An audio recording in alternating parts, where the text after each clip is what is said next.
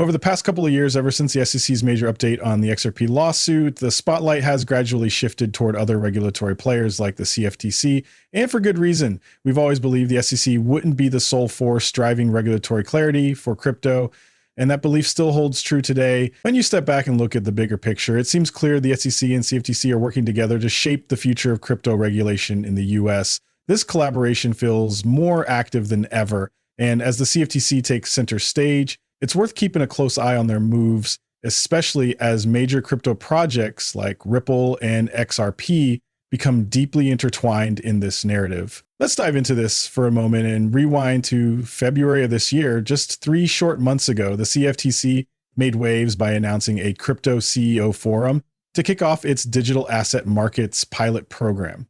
This initiative is all about exploring tokenized non-cash collateral like stablecoins as part of a groundbreaking approach to digital markets. Heavy hitters like Circle, Coinbase, CryptoCoinbase, Crypto.com, MoonPay, and Ripple are all on board to participate. The CFTC described it best: "We're thrilled to launch this bold initiative for the US digital asset markets." The CFTC is fully embracing responsible innovation, taking bold steps to ensure America stays ahead in economic opportunity. I'm excited to connect with market leaders to fulfill the promise of making the US a global trailblazer, not just in economic growth, but also as a leader in crypto.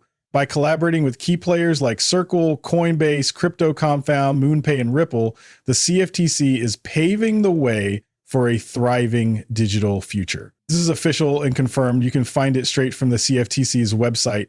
But that's not all. Just 3 days later, they unveiled a game-changing tokenized collateral pilot program. This initiative provided deeper insights into their vision with a strong focus on stablecoin solutions that could redefine how digital assets drive innovation. If we take a step back, this has been in motion since November when the Digital Assets Committee made its big tokenization recommendation.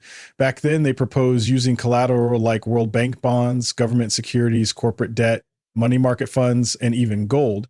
Interestingly, many stablecoins already function similarly to money market funds. The real game changer with tokenization, especially for margin purposes, is the ability to instantly provide assets to meet variation margin requirements, something that's crucial in the derivatives market. And let's talk about derivatives for a second. It's the largest market out there, worth quadrillions of dollars. The way it works is fascinating. Parties involved in contracts only put down a fraction of their exposure as margin, but when the market moves against them, they need to post more margin fast. That's where things get tricky. The main hurdle with non-cash collateral: settlement delay. Here's where tokenized assets shine. They can be transferred almost instantly, cutting out those frustrating delays. Now, imagine what big players like Ripple could bring to the table. Their ability to revolutionize how derivatives are settled could reshape the entire market, making these massive transactions faster, smoother, and more efficient.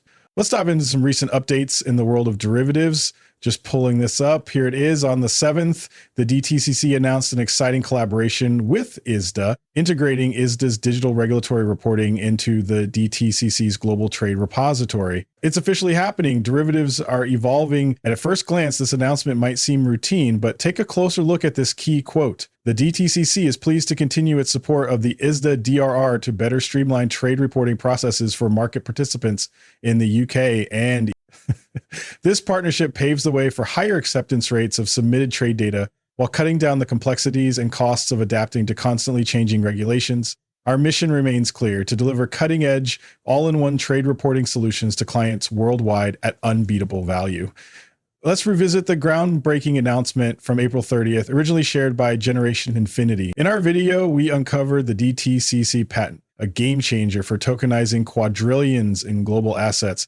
This marks the dawn of a blockchain-powered financial system, seamlessly blending legacy control with interoperability. The patent confirms network support for major players like HBAR, XRP, Ethereum, Bitcoin, Atom, Flow, BNB, TRX, and even XTZ. When we take a step back and look at the bigger picture, the CFTC is already diving into derivatives through a pilot program featuring big names like Circle, Coinbase, Crypto.com, MoonPay, and Ripple. But here's the kicker. Ripple stands out from the crowd thanks to its unique offerings and the integration of XRP. With XRP now part of a patent tied to the DTCC, It's safe to say Ripple and XRP are gearing up for something huge. And speaking of announcements, shout out to Smoke Dog for the scoop. Big news, the DTCC just revealed they're aligning their systems with Ripple partner ISDA, setting the stage for deals in the quadrillions. Yes, quadrillions.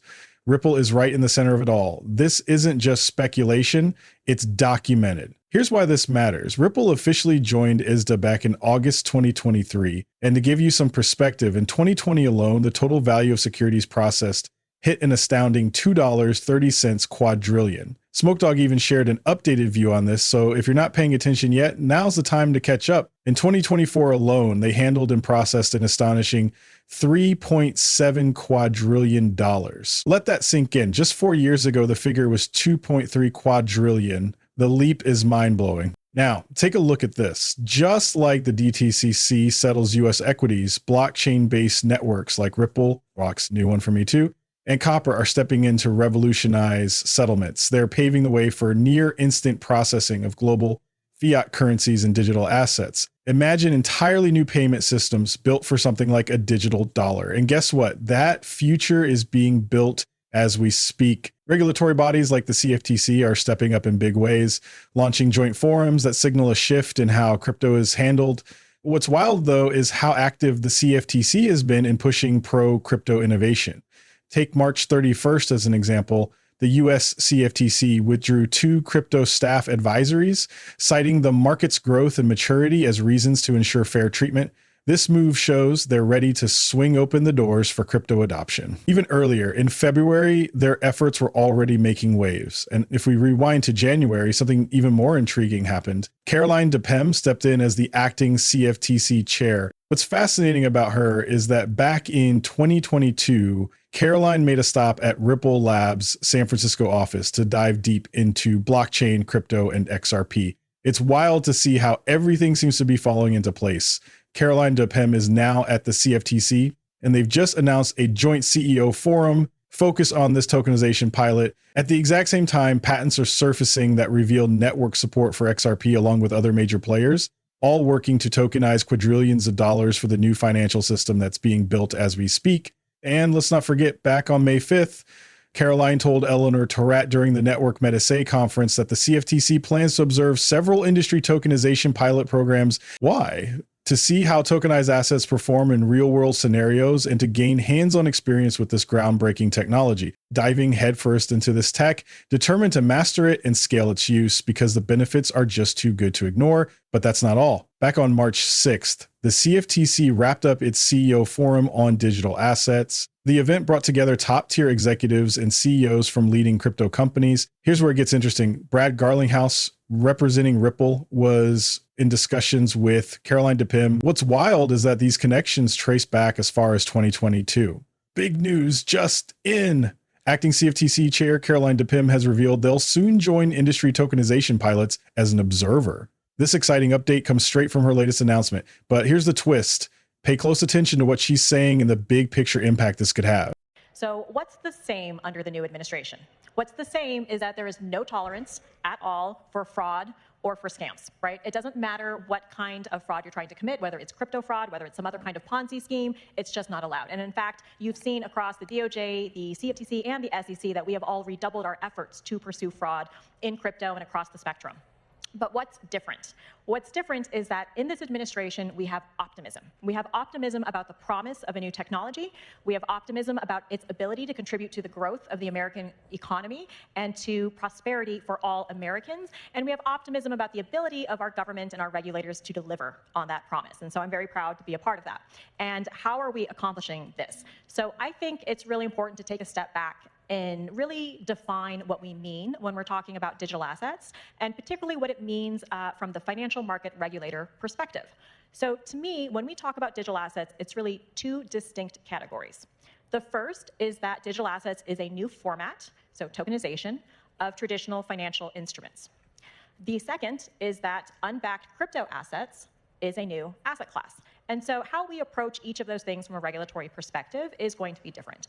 When it comes to tokenization, we should have a tech-neutral approach, just the same way that we went from paper stock certificates to electronic records to now records on a blockchain. It shouldn't make a difference. Our securities markets will be deep, they will be liquid, they will be the greatest in the world, and they will contribute to the engine of growth in America and for entrepreneurs all over the world to come here for our amazing universities and our cheap and plentiful funding in both private and public markets. What is the other thing that's really important to keep in mind? What's important to keep in mind is that what are the use cases, right, that digital assets can bring to financial markets? And I see them as three key benefits, right? So number one is the ability to enable greater liquidity formation. And actually DeFi has a tremendous ability to aid in that liquidity aggregation and formation. Number two, and I've been saying for 3 years now, and I used to work at a big bank, so I've been very focused on this. Number two is that the killer app for blockchain technology in traditional financial markets is more efficient collateral management. The CFTC oversees the $700 trillion notional derivatives markets. There are untold amounts of margin and collateral being exchanged every single day. And with blockchain technology, that can become tremendously more efficient. And by being more efficient, it allows financial institutions to redeploy those assets in more productive ways. It can allow financial institutions to provide more credit to households and businesses. It can allow financial institutions to put those assets to work in many other ways. And then finally, number three is that the blockchain technology can reduce risks. Clearly, it reduces operational risk, but it can also reduce other financial and non-financial risks. So as an example, there are reports that have come out that have said that tokenization can save billions of dollars a year in both OpEx and CapEx. When you take that and extrapolate it out across the banking industry or other financial institutions, it's a tremendous savings. Now, what has the CFTC been doing to address these different areas? When it comes to tokenization, thank you, Nicole, for serving on the CFTC's Global Markets Advisory Committee's Digital Asset Markets Subcommittee. Last year, that subcommittee came out with not only a digital asset taxonomy to help bridge the gap between the lack of regulatory clarity in the United States and the standards that have been implemented across international standard setters as well as other jurisdictions, but we also importantly came out with a recommendation for tokenized non-cash collateral.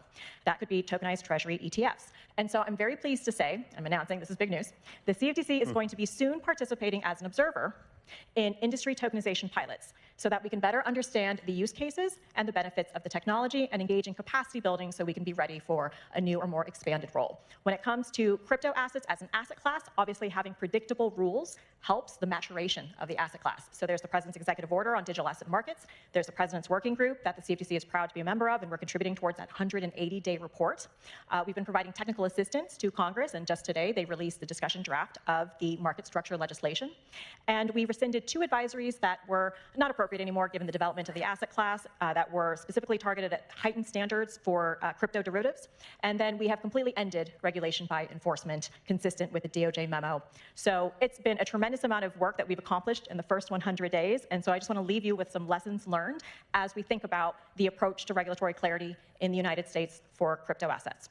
I think when you consider what was the last most transformative piece of market structure legislation, it was the Dodd-Frank Act. It was how the Dodd-Frank Act completely changed the swaps markets, which, by the way, the CFTC also regulates.